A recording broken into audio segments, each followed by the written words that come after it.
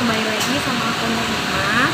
Jadi kali ini aku mau ngebahas mengenai leveraging merek sekunder asosiasi. Jadi nanti di sini aku akan dibantu sama partner aku namanya Rizka Natali. Jadi kita akan kolaps untuk menjelaskan salah satu materi di bab 9 dari perkuliahan brand management ini.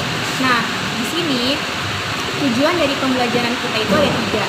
Yang pertama adalah menguraikan 8 cara utama dalam memanfaatkan asosiasi sekunder ini. Kemudian kita akan menjelaskan bagaimana merek-merek dapat memanfaatkan asosiasi-asosiasi ini. Dan yang ketiga, kita akan menjelaskan beberapa masalah taktis utama dalam memanfaatkan asosiasi sekunder. Nah, kenapa sih harus ada asosiasi ini? Jadi gini loh, gimana kalau kita membangun suatu brand, kita butuh pendukung, butuh supporter supaya brand ini dikenal oleh masyarakat, terus habis itu bisa memberikan brand positioning di hati atau di pemikiran dari masyarakat gitu. Jadi ini butuh support, kita butuh dukungan. Nah, dukungannya itu kita gunakan melalui asosiasi-asosiasi ini. Suatu produk itu harus ada dukungan. Kayak kita kalau kepengen sukses itu pasti harus ada dukungan, ya kan? Jadi ibaratnya dalam majunya suatu produk ini ada back office-nya. Jadi ada orang-orang di balik layar yang mendukung produk kita ini gitu, supaya produk kita ini dikenal oleh masyarakat gitu kan, dan tentunya namanya pun bisa diterima oleh masyarakat serta produknya pun masyarakat suka gitu loh. Jadi dapat meningkatkan penjualan yang akhirnya bisa menghasilkan profit gitu. Nah, next di sini kita ada konseptualisasi proses pemanfaatannya. Jadi menghubungkan suatu merek dengan beberapa elemen ini. Jadi elemen pendukung ini, misalnya dengan faktor sumbernya, orang terkaitnya, tempat, atau dapat menciptakan elemen-elemen baru yang akan mendukung atau mempengaruhi produk ini gitu. Kemudian dalam penciptaan suatu merek, untuk membuat hubungan antara merek dan si pendukung ini, jadi kita harus membangun hubungan nih supaya kompak lah gitu kan. Konsumen juga dapat membentuk asosiasi mental ke merek ini gitu kan, dan setiap atau semua asosiasi penilaian perasaan gitu kan. Kadang kita juga memberikan penilaian terhadap suatu produk gitu kan, dan sejenisnya dengan identitas tersebut. Nah, efek pada pengetahuan merek yang ada itu dapat menghubungkan merek ke identitas, selain tidak hanya akan menciptakan merek itu menjadi bagus, tetapi juga dapat mempengaruhi merek yang udah ada. Jadi semakin bagus dukungannya, merek itu semakin diterima, merek itu semakin berkembang. Salah satu untuk mendukung suatu merek ini yaitu yang pertama adalah perusahaan, di mana perusahaan ini merupakan salah satu identitas inti yang dimaksud sebagai siapa yang menciptakan atau yang membuat produk. Ada 3 pilihan strateginya ya. Yang pertama, dari perusahaan itu bisa membuat merek baru, atau mengadopsi merek yang sudah ada, atau menggabungkan merek yang sudah ada dengan yang baru gitu. Contohnya seperti Telkom, Flexi gitu. Jadi kan mereka itu bergabung ya, atau merger gitu kan. Jadi menggabungkan merek yang sudah ada supaya jadi satu kesatuan gitu kan, yang mungkin juga nantinya akan mendulang profit gitu. Kemudian, nah, negara asal dan lokasi geografisnya nih teman-teman. Jadi kalau misalnya nih kita lihat kan, pada suatu merek itu kita lihat dari negara asalnya. Contoh kalau misalnya seperti Dunkin Donuts sama Starbucks, kita tahu itu adalah salah satu brand asal dari Amerika. Jadi karena semakin bagus asalnya, jadi orang akhirnya kayak, wah, Amerika adalah negara adidaya nih, pasti makanannya rasanya enak gitu kan. Jadi orang tertarik untuk mencoba, dan biasanya brand-brand itu karena sudah didukung oleh negara asal, brand-brand itu jadinya mudah untuk diterima oleh masyarakat gitu. Nah, misalnya seperti Levi's gitu kan, atau juga ada bakso Solo kayak gitu. Jadi kita udah tahu nih asalnya pasti dari Solo gitu kan. Nah, terus ada saluran distribusinya. Misalnya kita pakai toko retail. atau juga bisa pakai pengecer. Jadi kita juga harus memberikan distribusi produk kita untuk melakukan penjualan. Biasanya kita kenal yang sangat awam atau sangat dekat lah, maksudnya sangat umum, itu adalah Indomaret. Itu salah satu toko retail ya kan. Di situ berbagai macam produk makanan, kemudian kebutuhan sehari-hari itu ada di Indomaret itu. Nah, seperti juga ada bisa Matahari, karena Matahari itu kan salah satu toko retail pakaian ya teman-teman. Di situ banyak sekali merek-merek pakaian seperti misalnya Nevada, atau bukan pakaian juga sih, maksudnya merchandise lah, barang sehari-hari. Dan juga bisa seperti Sogo juga. Sogo itu kan banyak ya, bisa ada peralatan rumah tangga, kemudian juga ada pakaian, ada perlengkapan baby juga ada gitu. Jadi kita menggunakan toko-toko retail ini untuk memasarkan dan mengenalkan brand kita. Dibahas oleh Nurikma sebelumnya, selanjutnya di slide berikutnya akan dibahas oleh saya. Di mana di slide berikutnya kita akan membahas tentang SEO branding. Apa sih SEO branding itu sendiri? Di mana merupakan penggabungan akan suatu merek atau brand, baik itu dua ataupun lebih dari suatu merek, yang kemudian digabungkan secara bersama-sama melakukan bahkan kegiatan produksi, kegiatan pemasaran yang dilakukan secara bersama-sama. Nah, SEO branding ini sendiri itu merupakan suatu strategi aliansi dari dua merek tersebut yang atau bahkan lebih yang secara bersama-sama bekerja sama. Nah, tujuan dari SEO branding ini sendiri itu untuk meningkatkan nilai ekuitas mereka dengan menggabungkan kekuatan merek-merek yang ada dari setiap mereka untuk melakukan namanya kayak kolaborasi gitu. Nah, intinya dari SEO branding itu sendiri tentunya untuk menggabungkan kekuatan pasar, kesadaran akan suatu merek, dan pencitraan dari suatu merek yang mereka gabungkan itu. Jadi nantinya itu akan meningkatkan brand awareness ataupun brand image dari suatu merek tersebut. Apalagi penggabungannya itu merupakan dua merek yang sudah terkenal. Jadi maka secara bersama-sama kolaborasi tentunya nilai dari ekuitas dari merek tersebut makin meningkat, dan brand awareness, brand image di mata masyarakat tentu juga akan meningkat. Tapi kadang-kadang juga ada SEO branding di mana satu merek tersebut itu merupakan merek baru dan satu mereknya lagi merupakan merek yang sudah lama. Nah, ini ada salah satu contohnya. Nah, yang pertama ini ada Oreo, di mana Oreo itu di tahun 2020 ini bekerja sama dengan salah satu merek brand ternama ya, merek brand hypebeast baju atau apparel gitu, yaitu Supreme, di mana mereka berkolaborasi untuk sama-sama meningkatkan brand ekuitas dari merek mereka itu. Nah, selanjutnya itu kita juga bisa melihat nih adanya Citato sama Indomie. Nah, mereka ini sama-sama berkolaborasi melakukan SEO branding untuk meningkatkan daya beli buat merek-merek masing-masing, dan juga brand image ataupun pangsa pasar mereka lah, memperluas pasar mereka juga. Jadi kayak Citato bikin kayak edisi khusus ataupun rasa spesial yang dijoinkan bersama dengan Indomie, yaitu rasa kayak mie gorengnya. Nah, sebaliknya Indomie juga buat rasa khusus, yaitu rasa Citato di mie mereka. Nah, jadi kayak mereka sama-sama saling berkolaborasi dan melakukan SEO branding secara bersama-sama dalam tingkat pemasaran mereka.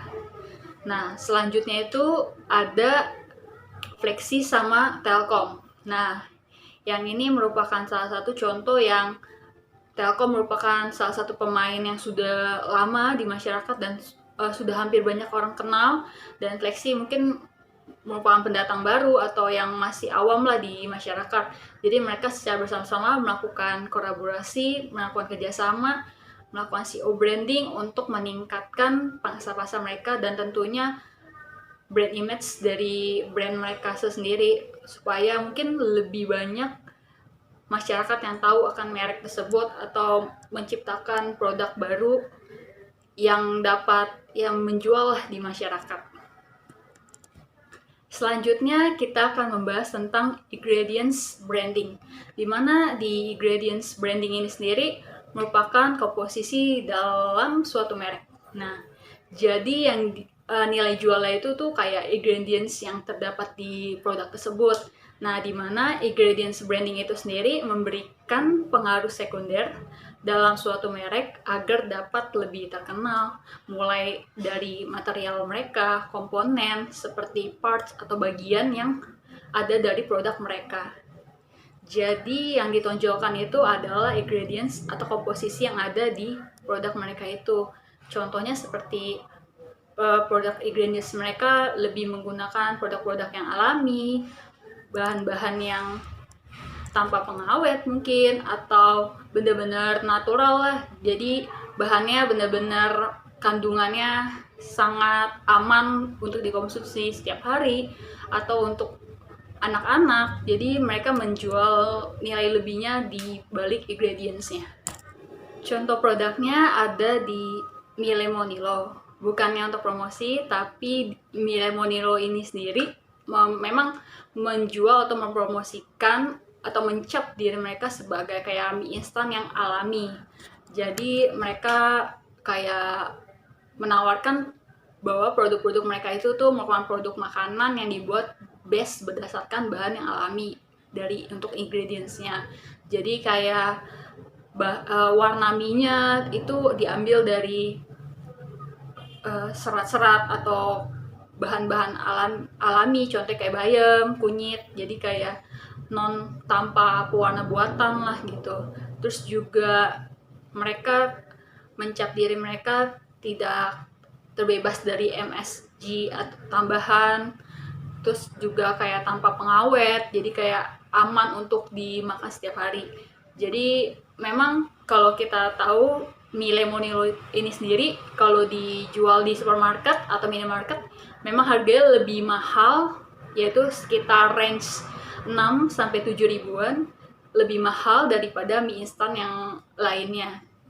Jadi kayak nggak apa-apa lah dijual mahal sedikit, karena kan mereka memang menggunakan kayak bahan alami. Jadi masyarakat juga nggak masalah lah beli suatu mie atau bahan-bahan makanan lain atau produk-produk lain yang memang itu nyatanya alami walaupun harganya mahal. Jadi tetap masyarakat tetap mau beli, karena dibalik itu mereka ngelihat ingredients juga kan, apalagi di saat era COVID gini. Jadi kayak kesehatan itu yang paling penting lah, kayak bahan-bahan makanan itu yang juga lebih penting.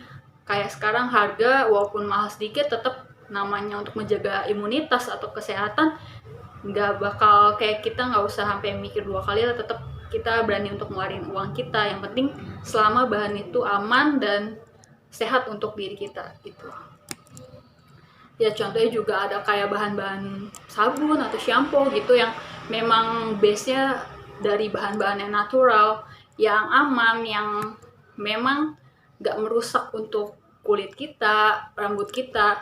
Jadi kayak bahan-bahannya sangat-sangat alami. Jadi walaupun harganya mahal, tapi pasti untuk para perempuan nggak bakal sayang juga untuk ngeluarin duit mereka untuk beli produk kecantikan, skincare yang memang itu bagus buat diri mereka, jadi nggak ngerusak wajah ataupun rambut kita gitu. Jadi kayak yang penting bagus dulu hasilnya, ya harga kita bisa kompromi lah karena sesuai dengan hasil juga yang kita dapat.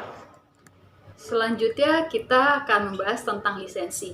Nah, apa sih itu lisensi? Jadi kata lisensi ini yakni itu merupakan sebuah bentuk dari suatu penyerahan akan hak atas suatu dari pihak satu kepada pihak yang lainnya yang dapat diikat dengan adanya suatu perjanjian yang telah disepakati oleh kedua belah pihak. Jadi kedua belah pihak sama-sama menyetujui adanya perjanjian akan penggunaan suatu nama merek atau suatu hak atas merek yang akan mereka promosikan. Jadi hak tersebut itu bisa berupa suatu hak atas apapun ya, seperti misalnya hak atas barang, hak atas cipta atau karya, hak untuk pembuatan atau produksi, serta masih banyak lainnya. Nah, contohnya adalah ada 2 brand yang saya ambil contoh. Yang pertama itu ada Disney, di mana pihak Disneyland mengambil atau melakukan kerjasama dengan membeli sebuah lisensi dari pihak Disney untuk memakai nama Disney sebagai untuk dijadikan kayak ini ya, theme park atau tempat bermain atau kayak wahana bermain. Jadi kayak Disneyland itu membeli nama Disney itu kayak karakter-karakter yang ada di Disney ataupun semua kayak toko-toko, bahkan kastil-kastil princess atau permainannya diambil berdasarkan nama-nama atau karakter yang ada di Disney. Jadi pihak Disneyland harus membayarlah royalti ataupun berdasarkan perjanjian kepada pihak Disney sendiri. Nah, yang kedua ini adanya brand Miniso. Nah, Miniso ini sendiri, kalau kita pernah ke Miniso, pasti kan banyak banget Miniso kayak melakukan kayak kolaborasi lah, kayak beli banyak lisensi dari dari kayak brand-brand atau kayak toko-toko lah, banyak kan gitu karakter-karakter. Jadi contohnya itu tuh kayak Miniso beli lisensi dari pihak Marvel. Nah, di sana kan kalau kita jumpain tuh banyak banget kayak ada boneka Marvel, peralatan kantoran ataupun kayak alat tulis, semuanya yang ada gambar Marvel-nya, karakter Marvel-nya. Jadi kayak Iron Man ataupun Captain America, kayak semua karakter-karakter toko yang ada di pihak Marvel. Jadi kayak Miniso ini bekerja sama dengan membeli lisensi dari pihak Marvel Studio untuk boleh memakai sebuah haknya untuk membuat sebuah barang atau menjual barang yang ada karakter Marvel ya, brand Marvel ya, ataupun toko-toko yang ada di Marvel ya. Jadi kayak mereka boleh untuk memasarkan dan membuat produk dengan menggunakan nama Marvel itu sendiri karena adanya kerjasama pembelian lisensi tersebut. Nah, ya kalau kita lihat-lihat seperti ini banyak banget kalau kita ke Miniso. Kayak hampir semua barang-barangnya yang dijual tuh tempat minum, tempat pensil, boneka, apapun ada karakter Marvel ya. Ya, kalau kita ke Miniso juga kita pasti tahu nih, banyak banget nih karakter-karakter beruang ini, di mana pihak Miniso membeli lisensi dari pihak Cartoon Network, di mana dia membeli lisensi untuk menggunakan karakter dari We Bears ini sendiri.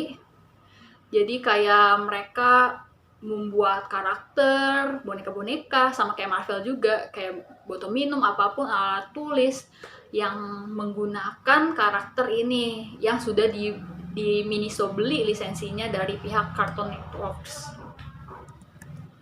Selanjutnya kita akan membahas tentang corporate trademark licensing, di mana kayak perusahaan yang sudah terkenal atau kayak pihak Marvel atau pihak Cartoon Network, Disney yang sudah punya brand kayak image karakter mereka yang sudah dikenal masyarakat, mempunyai nilai jual lah untuk melakukan sebuah lisensi.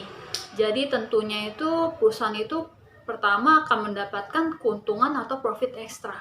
Pastinya ya, dengan dia menjual hak untuk lisensi itu, pasti kan banyak pihak-pihak yang akan membeli lisensi mereka untuk menggunakan karakter, nama, atau tokoh yang ada di perusahaan mereka, sehingga orang yang membeli lisensi tersebut itu pasti akan membayar sejumlah royalti yang sudah disepakati oleh kedua belah pihak, yang akan dibayarkan ke pihak yang menjual lisensi itu sendiri.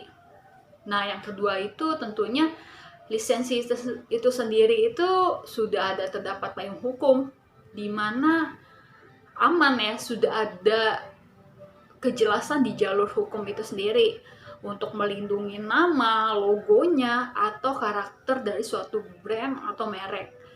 Tentu kalau di Indonesia kan ada HKI, di mana kayak pihak HKI ini sendiri yang kayak orang-orang semua mendaftarkan brand mereka, logo mereka, ataupun hak cipta, hak paten akan suatu produk mereka gitu. Jadi kayak ada resmi lah dan terdaftar dan ini ya diakui secara hukum. Di mata hukum itu resmi. Jadi kayak orang untuk melakukan namanya plagiat atau mencontek nama ataupun semua karakter logo itu bisa dikenakan sanksi dan dapat dibawa ke jalur hukum. Jadi yang ketiga, dapat meningkatkan brand exposure, di mana suatu brand atau merek tersebut itu dapat meningkatkan perhatian lebih dari dengan menggunakan adanya lisensi. Tentu kan makin lebih dikenal dan banyak diketahui oleh masyarakat dengan adanya kerjasama atau pembelian sebuah lisensi. Nah, yang keempat ini meningkatkan citra mereka. Tentunya dengan kita membeli lisensi itu kayak kita nggak perlu sulit-sulit lagi membuat brand image, brand awareness di masyarakat, karena kalau kita sudah membeli lisensi yang merek terkenal, tentunya kayak orang udah tahu lah, udah mengenal lah merek tersebut. Kayak tanpa harus kita melakukan promosi yang besar-besaran lagi, orang juga udah tahu itu brand apa sih, itu merek apa sih, itu logonya jual apa sih. Jadi kayak semua orang udah tahu tanpa adanya kegiatan pemasaran yang gencar-gencar atau yang lebih besar lagi. Selanjutnya kita akan membahas tentang celebrity endorsement. Nah, di celebrity endorsement ini mungkin lebih banyak ya di era-era yang sekarang. Mungkin dari dulu tetap ada sih namanya celebrity endorsement, kayak setiap orang yang buat iklan ataupun promosi pasti menggunakan suatu jasa dari public figure atau artis yang sudah ternama untuk memainkan peran atau di iklan mereka. Tapi kayak untuk sekarang ini celebrity endorsement banyak banget, apalagi kayak sekarang kan lagi gencar-gencarnya sosial media atau platform-platform penjualan secara online. Jadi kayak orang banyak banget gunain selebriti, artis-artis, influencer atau selebgram gitu untuk mempromosikan produk-produk yang mereka jual. Jadi kalau dilihat apa sih tujuannya dari pengguna celebrity endorsement itu sendiri? Nah, tujuannya itu pasti untuk membangun kepercayaan calon pelanggan. Nah, dengan mereka melakukan kerjasama dengan selebriti atau tokoh public figure yang sudah ternama atau para selebgram baru-baru juga yang sudah memiliki banyak followers, itu tujuannya pastinya kayak agar usaha mereka, online shop mereka, produk mereka, atau brand atau merek yang mereka mau jual itu tuh lebih dikenal dan memiliki kepercayaan daripada penggunaan dari selebriti itu sendiri. Jadi kayak kita kayak memakai artis yang sudah terkenal, itu yang banyak followers. Tujuannya itu tuh supaya kayak produk mereka itu tuh lebih efektif lah kepercayaannya. Jadi kayak, oh ini artis ini pakai produk ini juga, oh artis ini makan makanan ini juga. Jadi kayak kita secara nggak langsung ke stimulus percaya lah kalau memang produk itu trusted, aman, ataupun memang nggak tipu-tipu lah, karena artis-artis pakai kok, banyak artis promosiin juga. Jadi kayak gitu, kayak seakan-akan membangun opini publik untuk mau menggunakan atau tertarik menggunakan produk tersebut. Nah, tentunya dari penggunaan selebriti itu sendiri ada plus minusnya juga pastinya. Jadi kayak jika produk atau jasa yang kita promosikan ini melalui endorsement ini, pasti produk atau jasa kita itu pasti akan melekat dengan artis itu sendiri secara tidak langsung ya. Karena produk kita itu sudah melekat dengan brands atau kayak citra dari artis itu sendiri, tentunya kalau citra dari artis itu sendiri positif, tentunya itu berpengaruh baik lah kepada produk kita atau brand-brand yang coba kita ajak kerjasama dengan artis tersebut. Nah, jadi kayak brand kita itu akan semakin disenangi oleh para pelanggan. Contohnya misalnya kita memiliki produk catering sehat. Nah, kita melakukan kerjasama, melakukan endorsement bersama kayak seorang atlet atau seorang artis yang memiliki citra healthy lifestyle, sehingga itu tuh kayak orang itu lebih yakin dan percaya akan produk kita dan lebih maulah tertarik untuk menggunakannya atau membelinya. Namun sebaliknya, jika ada kayak kasus atau skandal yang menimpa artis dari endorsean kita itu sendiri, tentunya produk atau layanan yang kita ajak kerjasama dengan artis tersebut akan terpengaruh dampak negatifnya juga secara tidak langsung. Jika ada orang yang tidak menyukai artis endorsean, bisa jadi produk yang kita tawarkan itu juga nggak menarik perhatian mereka, karena kayak mereka nggak suka dengan citra artis tersebut gitu. Jadi kita sebagai pihak yang mau mengajak kerjasama endorsement tersebut juga harus pintar-pintar memilih tokoh atau figur yang akan kita ajak kerjasama untuk celebrity endorsement tersebut, karena itu kan berpengaruh banget untuk produk kita. Nah, selanjutnya itu tuh celebrity endorsement itu memiliki kayak kekurangan lah ya, untuk kayak produk-produk baru yang mungkin baru mau menjual brand mereka atau nama merek mereka, karena harga yang ditawarkan untuk celebrity endorsement itu sendiri cukup mahal, sehingga kalau kita sebagai pendatang baru mungkin ini kurang efektif untuk menggunakan celebrity endorsement karena harganya yang sangat mahal dan juga belum tentu benar-benar berpengaruh ya, berimpact terhadap penjualan dari produk kita. Jadi ini nggak cocok lah mungkin kalau buat produk-produk baru. Namun kayak produk lama itu mungkin sudah biasa lah untuk menggunakan toko-toko figur untuk promosi atau iklan mereka. Nah, contohnya ini kayak Tokopedia.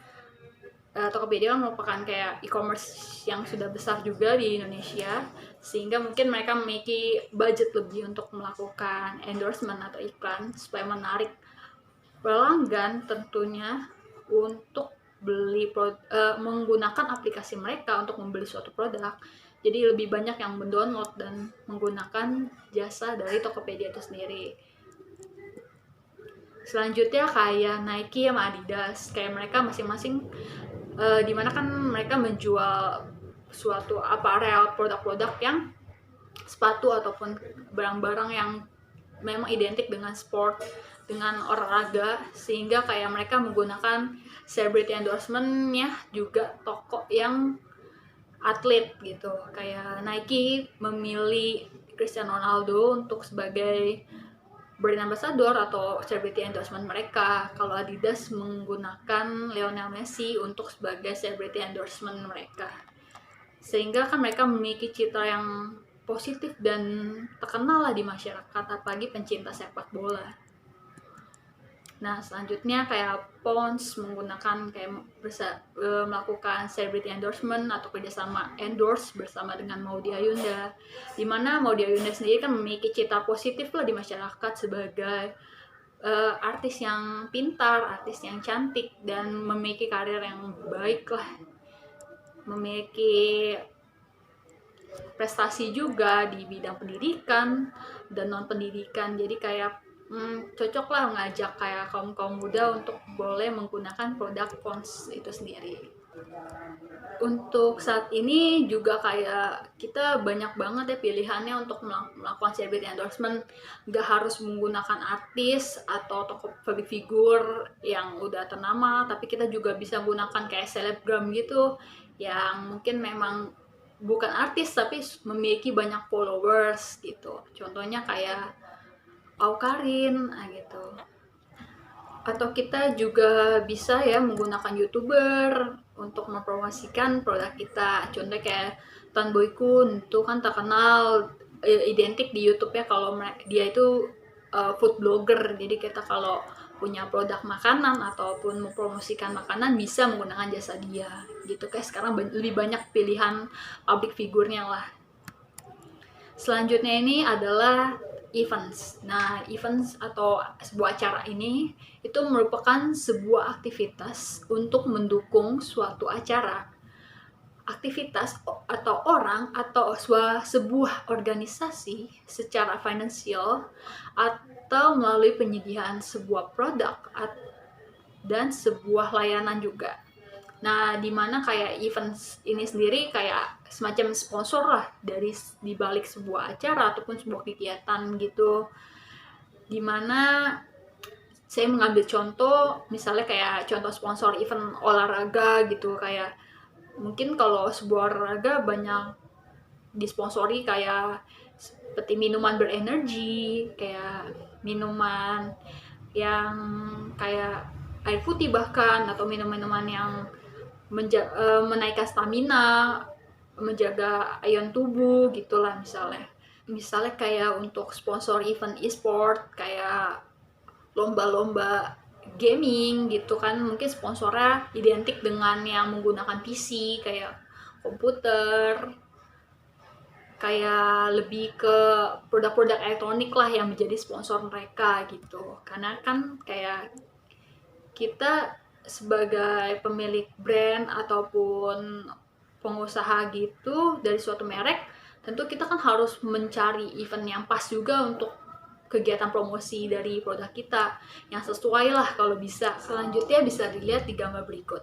Nah, di gambar berikut ini merupakan salah satu acara yang waktu itu diselenggarakan secara besar-besaran di Indonesia pada tahun 2018 yang merupakan acara olahraga, pekan olahraga terbesar juga se-Asia, yaitu Asian Games, di mana di event tersebut kan memang identik dengan namanya ajang atau berbagai kategori olahraga yang dilombakan.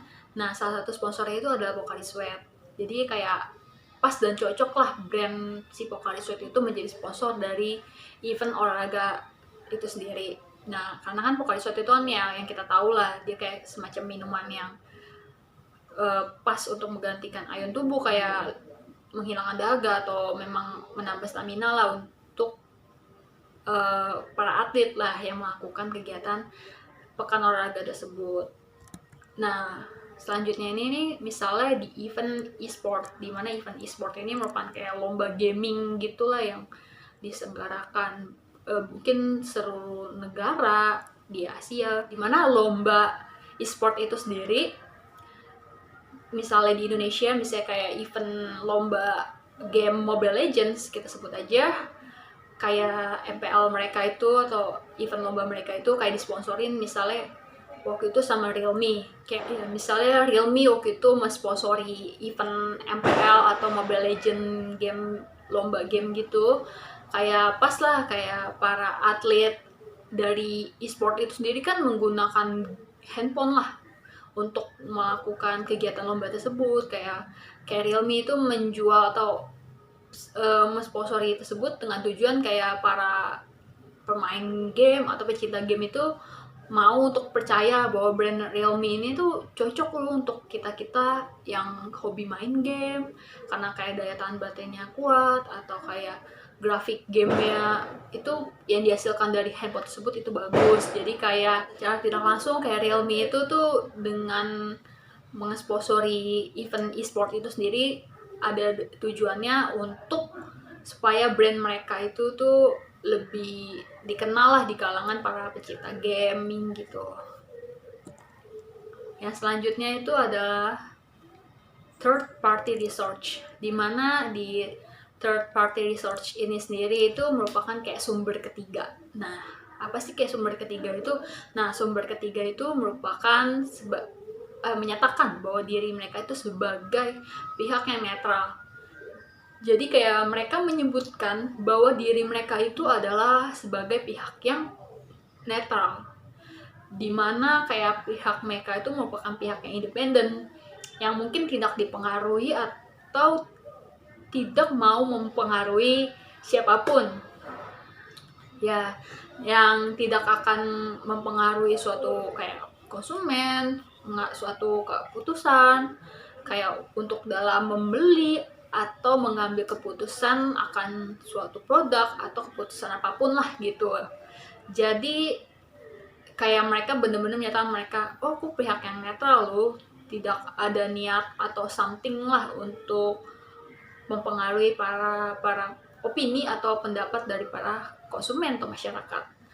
Tapi namun secara tidak sadar mereka itu membujuk kita sebagai calon konsumen atau sebagai masyarakat lah ya untuk memilih suatu merek, brand atau suatu keputusan yang akan kita pilih, yang akan kita ambil gitu putusan tersebutnya. Nah, untuk contoh misalnya kayak koran Sindo, dimana kayak koran Sindo itu sendiri menyatakan kan kalau mereka itu sebagai koran yang bebas, koran yang tidak terpengaruh oleh siapapun atau tidak mau bertujuan mempengaruhi siapapun, yang tidak inilah ya beriming-iming untuk mempromosikan sesuatu gitulah untuk mempengaruhi masyarakat gitu. Tapi namun kalau kita lihat-lihat pada saat pemilihan legislatif atau pemilihan DPR kemarin, lembaga legislatif lah, dimana koran Sindo secara tidak langsung mungkin kayak menggiring lah opini publik untuk memilih atau menggunakan hak vote mereka untuk suatu partai tertentu gitu. Namun secara tidak langsung mereka ada tujuan atau kayak maksud untuk mempengaruhi keputusan dari para pembaca mereka gitu. Kayak misalnya juga koran Sindo secara tidak langsung misalnya mempromosikan untuk memilih atau mengambil keputusan untuk mengambil kuliah di MNC College misalnya. Karena kan yang kita tahu juga kalau koran Sindo itu tuh di bawah naungan pihak MNC atau perusahaan MNC. Jadi kayak mereka secara tidak langsung juga menggiring para masyarakat, apalagi kayak calon-calon mahasiswa untuk mau mengambil sekolah atau melanjutkan menempuh pendidikan di STI MNC mereka. Walaupun kayak mereka menyatakan diri mereka itu bebas dan tidak untuk bertujuan mempengaruhi apapun, tapi pasti di pemberitaan mereka tetap kayak adalah kesan-kesan membujuk untuk kayak secara tidak sadar ya membujuk gitulah untuk mempengaruhi keputusan kita.